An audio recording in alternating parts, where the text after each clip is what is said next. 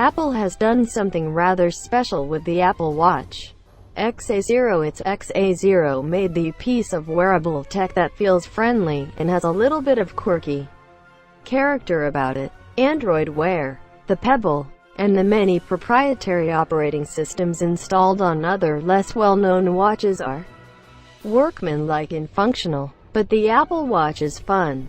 It's not without its issues, but they're not too bad. The effort to learn the interface feels worth it to us. The world of wearable tech has been crying out for a product that engages people, something that operates as a companion device to our phone, but also goes a step further.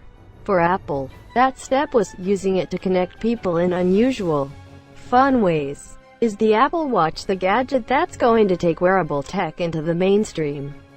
Let's find out in our updated review of the watch with watchOS 2.0, released in Sept. 2015. Getting an Apple Watch and unboxing it is an occasion in itself, far more so than unboxing an iPhone or an iPad. The Watch Sport, for example, comes in an overly elaborate oblong box with an embossed watch logo on the front. There's considerably more empty space inside than actual content, but it all adds to the drama. Buy a Watch Edition, and you get a smaller, but considerably plusher box, which doubles as a charging stand. The Apple Watch could be one of the first pieces of tech that's better with a friend. Syncing the Apple Watch with your iPhone is an absolute breeze.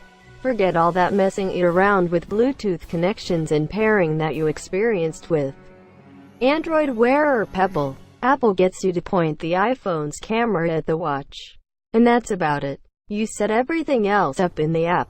The Apple Watch activates most of the notifications as standard, and it's up to you to trim them down.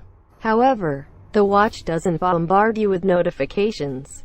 It keeps things simple. It took less than 10 minutes to set up. Here's where the quirks begin. There are two main screens. The first is the app home screen that's populated with colorful bubbles depicting your apps. It's manipulated using the digital crown on the side of the watch, or by pinching and swiping the touchscreen. It looks awesome, but it's also a bit of a confusing mess, and almost impossible